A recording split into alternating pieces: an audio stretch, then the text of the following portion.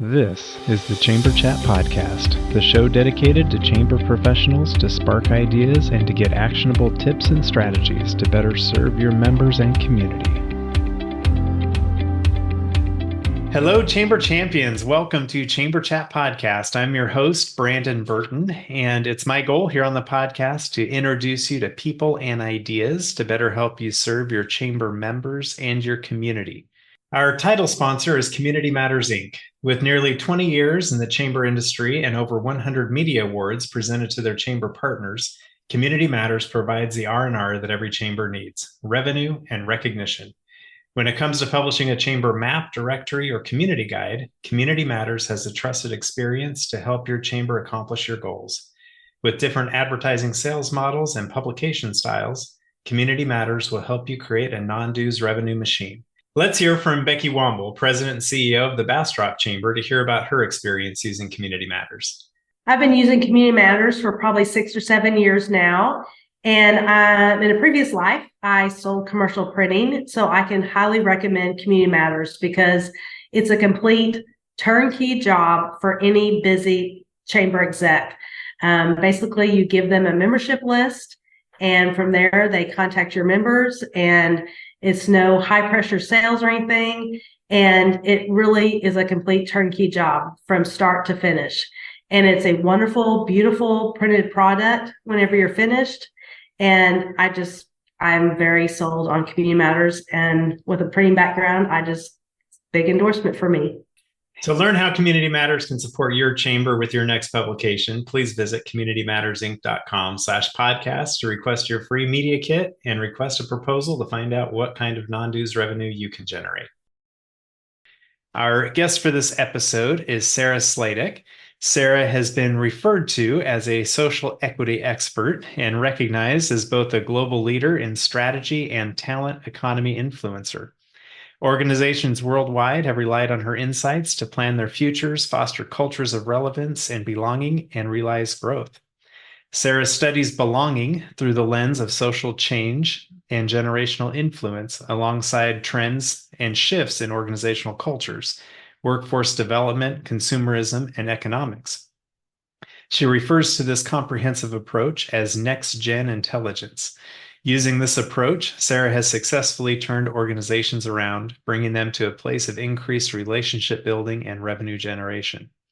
She is the founder and CEO of XYZ University, a training and consulting firm advising organizations worldwide. She is an author of 6 books as well. In addition, Sarah is a web show host, podcaster, one of my own heart, member of Forbes Business Council, and contributing writer for Boardroom Magazine. She was recently named to the global list of women who advance associations, and she's prominently featured in the Jobs of Tomorrow docuseries, currently streaming on Tubi. Her expertise has been prominently featured in international media, and she's keynoted events throughout the United States, Canada, Australia, and Europe. But we're excited to have Sarah with us today here on Chamber Chat Podcast. I'd love to give you an opportunity to say hello to all the Chamber Champions who are out there listening and to share something interesting about yourself so we can all get to know you a little better. Oh, fantastic. It's an honor to be here, Brandon. And hello, Chamber Champions. I like that little saying, because if you work for a chamber, you have to be a champion. I'm saying that because something about me, I started out my career. One of my first jobs was working for a chamber. It was a hot mess, and that kind of set me on the trajectory that I'm on now in terms of my career. And then one other interesting thing I will share about myself is just a few weeks ago, I was invited to the White House for an inaugural Business Leaders Summit. So that was kind of cool. Nice. That is exciting. That is really cool. So I'm curious, and I'm sure listeners are curious, what kind of role did you have when you started in your career at a chamber? What were you doing? Yes, I was the director of media and communications. And this was in I'm going to date myself just a little bit here, but this was in bridging late 1990s, early 2000s. So it was kind of a crazy time It was. anyway. We were seeing at that time, a lot of people were saying, oh, these Gen Xers, they are not joiners. They're very difficult. Um, we were seeing technology really start to take off. I went to a couple of ACCE conferences, and at one of them, they talked about, oh my gosh, we're going to have this fandangled new thing in a couple of years. You're going to have a computer in the palm of your hand. And everyone went, oh my gosh, what? It's just kind of crazy. Like, no way, that's a joke. Like, people thought that's not real. And So now it's just chambers are saying, take it back, take it back. yeah, really. Exactly. Exactly. So it's just a time of transition. There was a lot of staff turnover, and it was just a time of change, really. Yeah, that is a lot of change going on at that time. So I'm trying to put Yeah. myself in your shoes at that time frame, and Yeah. in that role, director of media and communications, that's a lot crossing your plate at that time. That's new and trying to digest and understand, which probably set you up well for the career path you're in now with being able to see Yeah. things through that lens. So why don't you tell us a little bit about what you do with XYZ University and just kind of a little bit of your background that maybe we didn't touch in the bio just to help set the stage for our conversation today. Sure, absolutely. So, yes, I can really harken back to that experience at a chamber because I had a light bulb moment while I was working for the chamber where I kind of thought to myself, okay, wait a second, where are all the young professionals? Why are we struggling to get younger members involved? Everyone on our board is over the age of 50. And I just had this moment where it was like, wait a second, if we aren't really intentional about succession planning, what's that mean for the future of our organization? And we were also at that time, there was a lot of buzz around our member companies saying, gosh, we're having a hard time engaging young talent. And so that seemed like a big problem that the chamber at that time should be helping to solve. But in any case, I kind of had the proverbial pat on the head that, oh, Sarah, it's very interesting thinking about succession planning in the next generation, but we don't really have to worry about those things.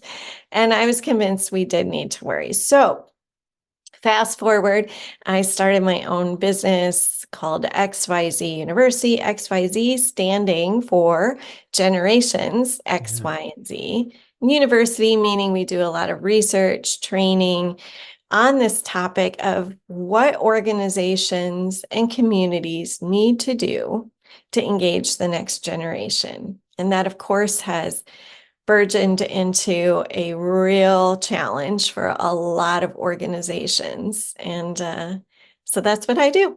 Yeah, absolutely. That's awesome. So, one thing that you really touched on that kind of struck a chord with me is when you talk about as a chamber saying, well, we're really struggling to engage the younger generation, or even as a board, why you were noticing they're all over 50. And I Mhm. think chambers, for the most part, I think have taken a hard look at the board and trying to, especially through the lens of diversity, equity, and inclusion, they're trying to make sure that the board represents the greater business community. So I Mhm. think I've seen a lot of chambers making adjustments to have younger board members on there. But as far as the overall membership, that still tends to be a little bit of a struggle in trying to resonate what the value proposition is of your chamber to this younger generation who maybe they're starting off without a lot of funds. Maybe they're an entrepreneur trying to do it all on their own. Maybe they don't realize that they need a team yet. Maybe it's the language that's being communicated to them. It could be a whole slew of different things that are missing the mark with this younger generation. So I'm excited to dive in deeper on this topic with you today as we dig in on engaging the younger generation going forward. So we will dive into this as soon as I get back from this quick break. Are you looking for a year-round, affordable, and timely shop local campaign for your chamber or CVB? Look no further. Build a custom Eat, Shop, Play mobile app with App My Community by visiting appmycommunity.com/chamberchat. App My Community mobile apps are not just simple membership directory listings. They provide many more capabilities to engage with your community. Provide your residents with a robust events calendar. Partner with a local fair, festival, or farmers market to provide a schedule, map, and other resources to promote the event. Run a small business Saturday campaign any time of the year using built-in scavenger hunts. Allow your membership to communicate directly to their customers via push notifications. Your App My Community mobile app will be a unique member benefit, allow you to generate non-dues revenue with sponsorship opportunities, and best of all, provide a valuable resource to your community. Please visit appmycommunity.com/chamberchat now to receive 10% off your first year of an App My Community mobile app.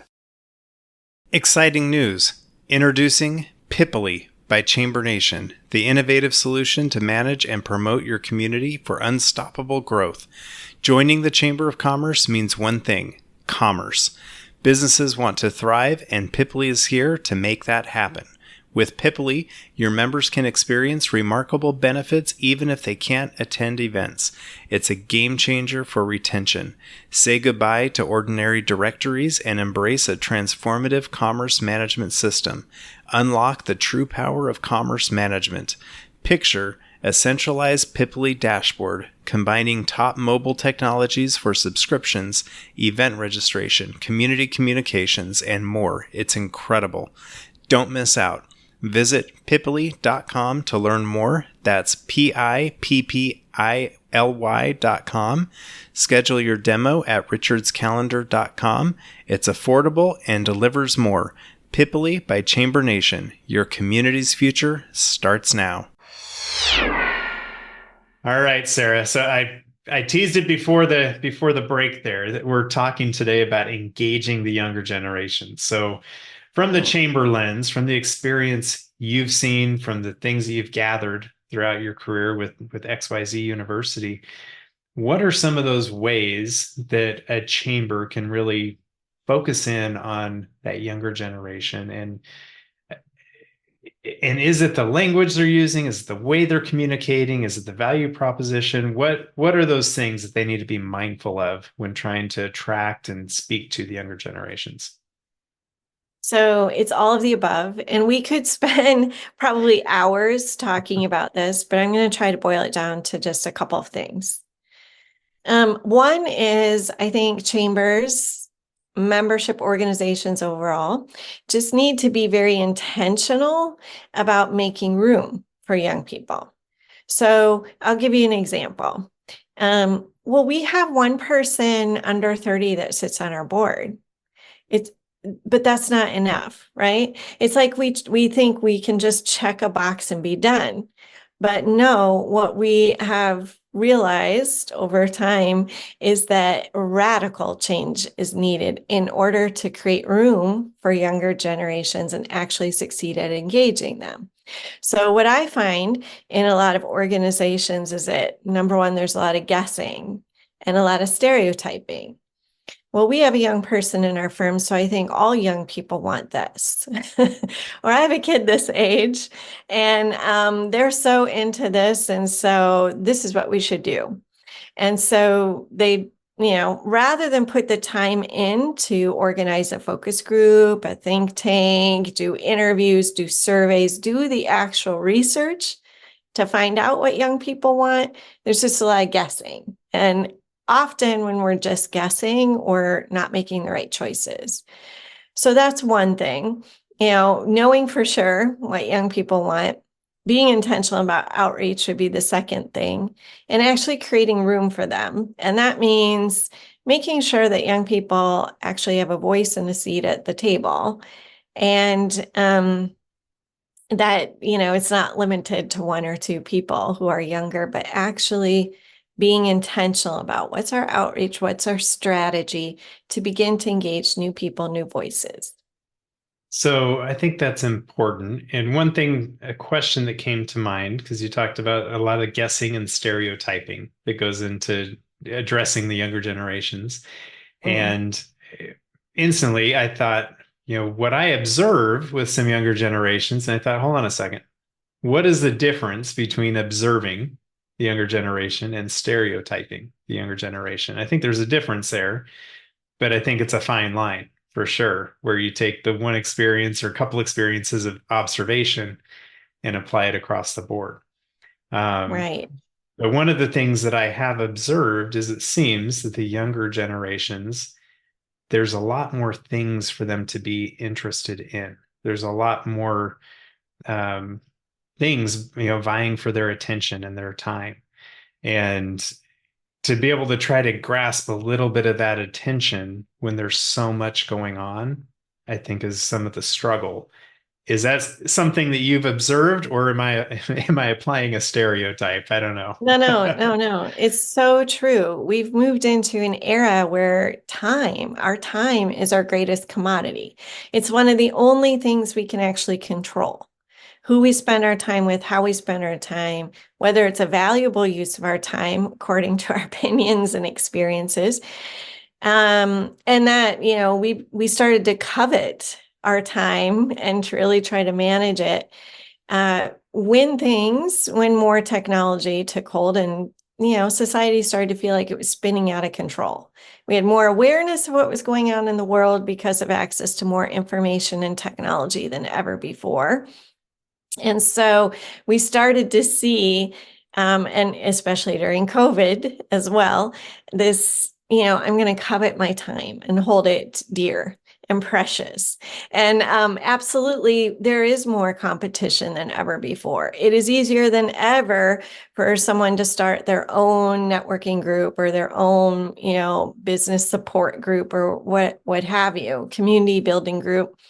And so chambers are experiencing more competition, which is why it's more important than ever to be really in touch with your members and constantly asking, what is it that you need, want, and expect? Something I remind organizations all the time that I think they sometimes forget is that really the primary reason people join and get involved with an organization, research has repeatedly shown, the primary reason is because they believe you can help them solve a problem. So and problems shift and change according to career stage, according to whatever's happening in society, So it's on the chamber leaders, it's their responsibility to know what challenges are our members currently facing, and are we doing a good job at responding to those and attempting to solve those challenges. All right. Well, that sets the stage for the next question. How do we engage with them in a way where we can gain some of that feedback to be able to speak to them in the right language and to address what their problems are and help craft solutions to those problems? Yeah. It's interesting to think about, but we are really not in the practice of asking for feedback. Yes, we survey, but I often hear from organizational leaders, whether it's chambers or other membership types of organizations, well, we can't do too many surveys. We can't ask for too much feedback. There's a fear of what will people say? What will they think if we're asking their opinions? Is it too much? So on and so forth. And I think, we're living through this era of tremendous and very rapid change, which means, again, the needs and interests of our members are changing and business is changing. And so if we aren't really attentive and really in conversation and dialogue all the time with our, consumers, members, leaders, volunteers, whatever you want to call them, our audience, if we're not in communication, things change, and then our organization's already behind. So we have to be anticipating change. So your question was, what are some of the ways we can do that? Well, there are so many ways. It can be quick polls. It can be longer surveys. It can be a monthly sit down with the chamber CEO and bringing in 10 new members each time. 10 people get chosen to come in and have coffee with the CEO and share their feedback or ideas. It can be, focus groups, think tanks. There's just so many opportunities to actually engage in dialogue. It's just simply we're not in the habit of doing it, but we need to get in the habit. Yeah, I guess, and I like that idea of bringing in 10 new members with the chamber CEO and have that cup of coffee and just have a conversation, just listen. Yes. Um, I guess when I'm thinking of the membership in general, if we're noticing that there's not a lot of that younger generation in the membership, how do we reach them? How do we engage with those ones that are not part of the organization already? And I guess part of it is you're getting feedback from hopefully their peers and that are members to be able to see what we can apply, to the greater business community of that younger generation. But I think that seems to be the trick of how do we reach those people that we're not currently reaching and being able to attract them to all these great offerings that our chamber has to Mhm. provide. Yeah. So I think a lot of times organizations make the mistake of thinking it's all about social media. Yeah. And it is certainly not.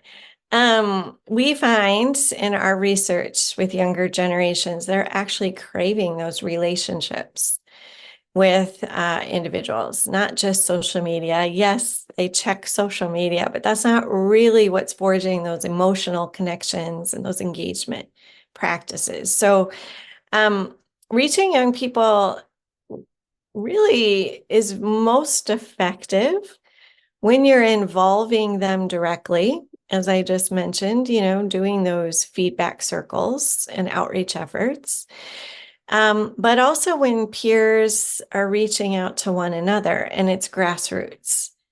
Um, and then third, I would say it's being intentional about mixing people up, at least for a time being here, until we get really used to having inclusive cultures. So, an example I shared earlier, well, we have one young person on the board, Yeah. which isn't enough, and yes, we're making strides in these areas, but it needs to be really, really intentional and strategic and really a commitment. So, a best practice I often share is of an organization that changed their bylaws and said from here on out, at least 30% of any decision-making group, whether that's a council, a committee, a board, whatever the case may be, 30% need to be comprised of individuals that fit into that young professional category. For this organization, it was we want people within their first 5 years of a career. But it could be a little longer than that. It just depends on your chamber and what is the right fit. But by changing those bylaws, you're putting a stake in the ground and you're saying, this is important. This is a priority. Community building is important. And then you're bringing people together and you have experienced leaders learning from very new leaders. You're getting that diversity of thought going. You're learning and teaching from one another. You're creating empathy for one another, building relationships with one another. But also, we find that the more diverse cognitively, which includes age diversity, the more diverse groups in leadership roles are considerably more innovative. And when you have all these voices represented, you're able to really truly represent the best interests of the chamber going forward and innovate to some of the challenges that face the organization together. So good stuff, good Yeah. stuff. But we just need to make the effort to say, no, this is important. And we're actually going to take the extra step of revamping some of our methodologies and practices to make room for young people. I like the example of changing the bylaws and having a clear definition of what these younger leaders, the younger generation Yeah. are. Because the question coming to my mind was, okay, if you're 65 as a board member and you're like, we need some more young blood, and you get the 45-year-old because that's younger than 65, right? But Yeah. it's missing the mark on the 25-year-old who's there that's got great ideas. So Yeah. having these different segments, but I like the idea of saying, somebody within the first 5 years of their career, I think is a great way of framing that instead of saying we need so many under 30. That may not be the right marker. And depending on the community, depending on who the person is. So there's different ways you can frame that, I think. And I Right. always give the little disclaimer with when it comes to changing bylaws, make sure it's something that's sustainable, right? Because this is the way Oh, that your exactly. organization runs. So think through that clearly that if you say a certain age demographic to make up your board or these decision making groups, make sure it's sustainable going forward. Yeah. And I don't think it's a bad idea to also bring in outside perspectives. Not everyone on the board has to be a quote unquote member. It's also good to get some new ideas, and if you're uncomfortable with having them on the board, then bring in some guests occasionally, whether they're guest presenters or guest observers, or having a ancillary focus group that meets with your board, whatever. Get creative, but whenever we're literally in an echo chamber, just continually hearing the same ideas tossed around, we can get in these ruts, and we get overly comfortable doing more of the same. So anything that, and young people will push you out of that comfort zone, hopefully, but also outside perspectives. And I obviously in chamber world, it's a great practice when boards go to other cities and they're learning from Mhm. other, and some of those inner city leadership visits, so cool. But you can do something similar within your own community too. And then you're also fostering those relationships outside of your network and getting insights about why people haven't joined and forging those relationships. And now all of a sudden people are rethinking that decision not to be involved. Yeah. I like the idea of bringing in guests to a board meeting. And the thought that I had is maybe it's a committee of young professionals that you bring in on maybe it's a quarterly basis, maybe it's twice a year, once a month, whatever the interval Yeah. is, make it a regular thing to bring them in and say, what are some of the things that you're saying now? What are the things we need to be aware of? Try to draw on that experience and let them feel valued that you're bringing them in. They've got a seat at the table. Hopefully, there's other people in their same age demographic that are on the board as well. Yeah. But to be able to bring in that committee of sort, to be able to have those different perspectives, I think is invaluable. That's a great idea. Yeah, and as long as we're talking about it, I think it's also key to actually, this might sound really basic, but to actually ask your board members for feedback.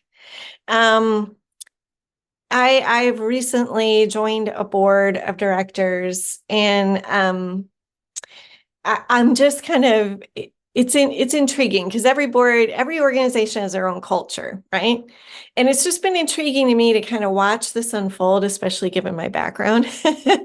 That every board meeting is really present information, present information. It's almost like a lecture or a teaching. You're in a classroom and the board's asked to vote on certain things, but actual conversation and dialogue is really limited. It's kind of like we come there for a class. And then, do you agree with this content?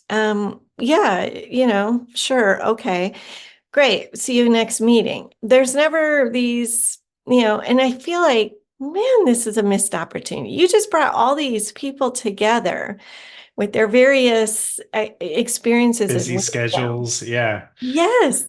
And tap into that. And not only, because some people might not be comfortable giving actual information, blurting out, I hate what you're doing here. But also, ask for feedback, but also I think occasionally anonymously survey the people on your board. What Yeah. are you aligned with? What are you not? Because people will speak up in those private formats as well. And man, it's a missed opportunity not to be asking for feedback. And I think if you're well organized going into a board meeting, you can do a lot of that presenting ahead of time. Now, this Yeah. goes back, take a step back into your, board selection and how you're comprising your board. Yes. You want to make sure that they're engaged members. But if you can do some of that informing before the meeting happens, whether it's sending the report, the financials, or whatever it may be ahead of time, Give Yeah. them the time to look it over. They might send you an email back with the feedback, or look at this and let me know what you think about this. And then the time in the meeting can really be used to drive something forward, to have some Yeah. conversation that goes forward. So I love Um, that. okay, one more thing I will just say. All right. All Guess I right. needed a soapbox for this. One more thing I will say is that at that board meeting, my initial board meeting, I received a board binder that was no joke, like 8 inches thick, like just huge. You And can't wait to read it, right? oh man, paper, right? Everything printed out. And I nearly had a heart attack, partly because it's so huge and there's that expectation or tradition of disseminating this, but every board member got one. And it's like, okay, that's the first thing a young person's going to say is, why are you printing all this paper? Yeah. It is not environmentally friendly. It is not technology friendly. It is not how we do things now. It's a sign that they have really become disconnected from a younger audience. So, Great point. you know, Great point. Yeah. I think if that could be on a web platform where you've got topics that could expand, you could do a so search many for what different you're ways. looking for. Yeah. Yeah. Yeah. Flash drive, at least something. Yeah. Not, oh my gosh.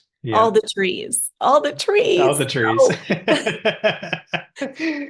So with you being the expert on generations, I'm curious what things are standing out to you that are important to the younger generations right now. You mentioned the trees, all the paper. So are there Yeah. other things like that that might strike a nerve that you're seeing, and being careful not to stereotype, but from data and feedback that you're getting, what are some of those things that are important to the younger generations right now? Hmm. So what we're seeing is a strong, I'm going to say among Gen Z especially, strong desire. They're holding as their organizations accountable, and they want the organizations to stand for something. So, when you think about like Gen Z, I'll give you just a little perspective here, but Gen Z is the first generation to be raised with social media. So when you literally think about brain development, social development, they've always been able to use their voice for change. Through social media, they're more likely to protest. um, and we're seeing that Gen Zs are they're coming into membership organizations and they're asking, what are your values? What do you stand for? What are you doing to make this a better place? But they really will see through any BS. They are Mhm. like demanding, things like dashboards. And again, this harkens back to how Gen Z was raised. They were raised when you have social media, yes, but they were also raised with technology in the classroom. Like they could go into a little app and see their grades, 24 hours a day. So they learned to kind of dashboard progress. And we're seeing them bring this into workplaces and membership organizations. And they're saying, well, wait a second, how are you performing? Are you successful? How do you know you're successful? If I come in and I'm part of your organization, how do I know, all the various ways to get involved and how I will be successful? So, right? That's going to change things. But this desire to see and know how well you're doing, kind of thing, and holding organizations accountable is really, really big. Speaking of environmental, I've also heard from several membership organization executives who've had young people come in to interview for jobs and ask, what is your stance on climate change and what are you doing to, save the planet? And each of these executives said they were completely caught off guard by that question and, said, well, that's not really what we do here. Like, we're a chamber, or we're a healthcare organization. We're about membership. And literally in each of these situations, the young person said, then this isn't the job for me, and got up and walked out. So we're we're going to see that accountability factor really, really raise. And being able to not just say we were successful this year through an annual report, that's not going to be enough anymore. Yeah. So that's something important. And I don't know that they need to be huge changes, but as a company, as an organization, just to be mindful of what are these things that are important to them. And then, like you mentioned, the dashboard, we call it the wanting to be able to track progress. Well, to be able to do that, you need to collect data along the way. So why not start trying to collect some data on things that are kind of those key indicators, and then you have something to build something from as you need to, or as things evolve. But Yeah. without something to begin with, you're left with your hands up in the air, not knowing what to do. Oh gosh, yeah. So things like value, you know, and along those lines, we've seen increasing intolerance to intolerance, right? So obviously, equity, inclusion, diversity, all those things are absolutes for younger people, and they will leave. But also, we're seeing more and more age diversity come to the forefront. So once again, when you look at their upbringing, shifts in parenting, shifts in technology, education, all of that. You know, Gen Z was raised having a voice and a seat at the table. It started with the millennials, but really in the 1990s, late 90s, we shifted to become a child-centric society. So like it or not, we raise children to have opinions and express those opinions and to ask a lot of questions. So when they join, and what's interesting is we've seen the cycle to engagement actually shift. So it used to be you join an organization or you go to your chamber event or whatever. And if you were below a certain age, you were kind of expected to sit and observe. Like just learn about the organization. You can't actually lead anything. Yeah. You watch and you observe. And now we've seen that flipped on its head. And young people are saying, if I'm choosing to show up, if I want to get involved, I've already thought about it. I've already researched it. And I'm making like this, it's like an extension of my personal brand. Like I believe in this so I'm affiliating my name with it. And I expect to immediately have the opportunity to get involved and to do something of substance.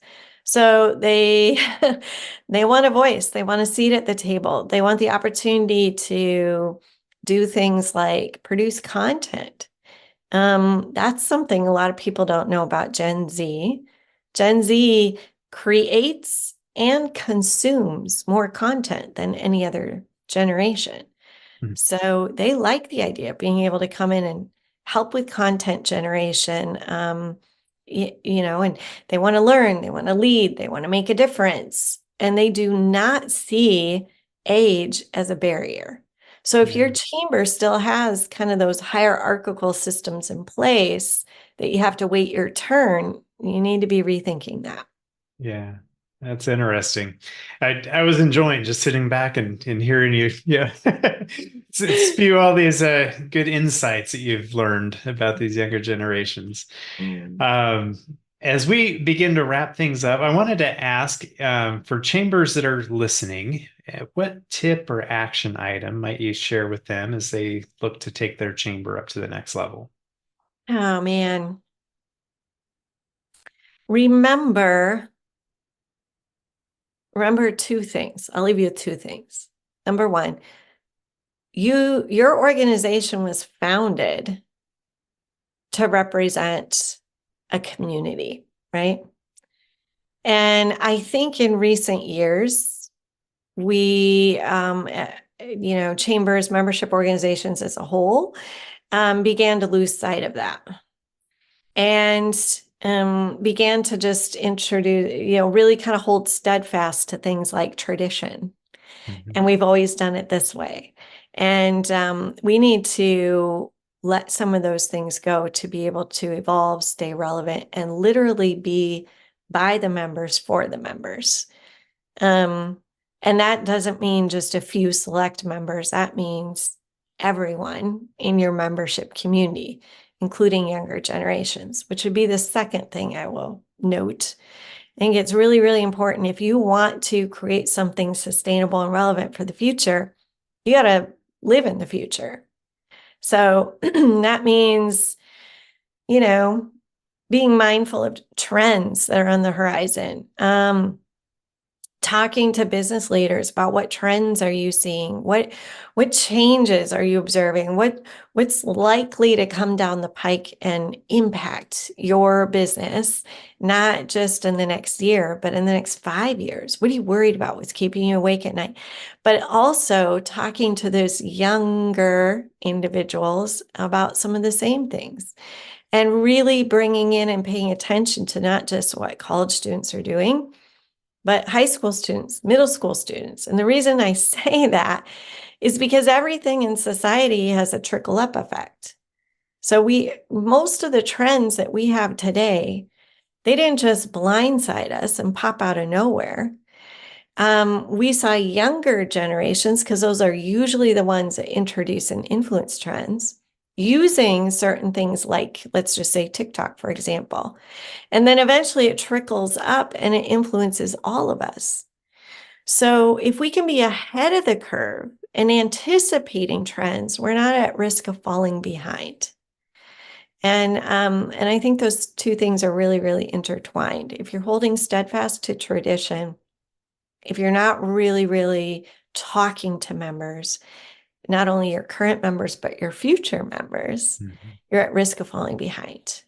And one of my favorite quotes that I'll just leave you with is from Steve Jobs.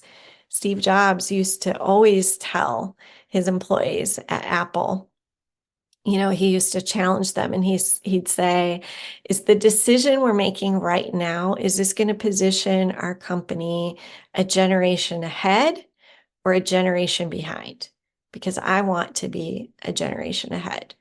But that's a very, very different mindset, and it requires totally different, processes and practices. It's entirely doable, but you're going to have to rethink how you're spending your time and who you're spending your time with. Yeah.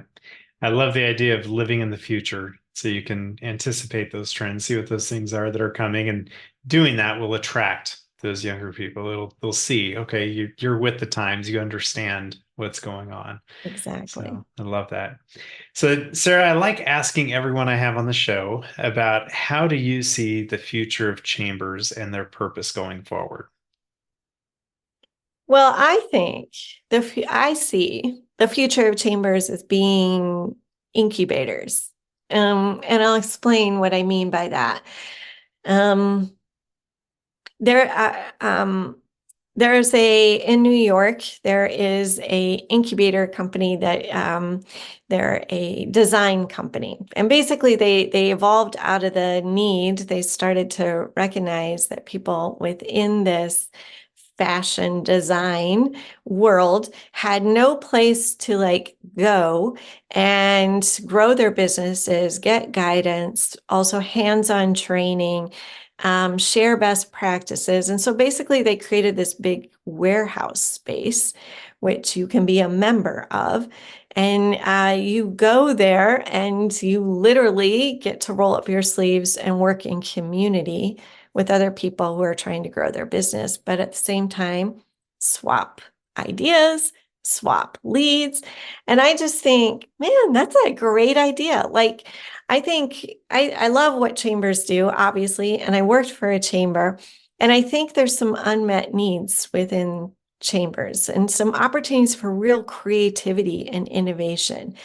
And chambers are one of the most powerful organizations our country has, because they're really uniquely suited to bring together business leaders, community leaders, government leaders, education leaders. And I don't think, I'm just going to go out on a limb and say, I think chambers have become completely mired in detail. I think I can get away with saying that because I work for a chamber. Mired in detail with, when are we having our annual conference, our annual golf outing, and things like that. And we've lost sight of some of the really amazing opportunities to bring all these leaders together to collectively problem solve and to be a literal space where businesses can come together and actually innovate and co-create. So that's what I'd like to see for the future of chambers, to get, rediscover their roots and adapt for what the current marketplace needs. I love it. It's a trend. Live in the future, right? Be an incubator. Yeah. I love it.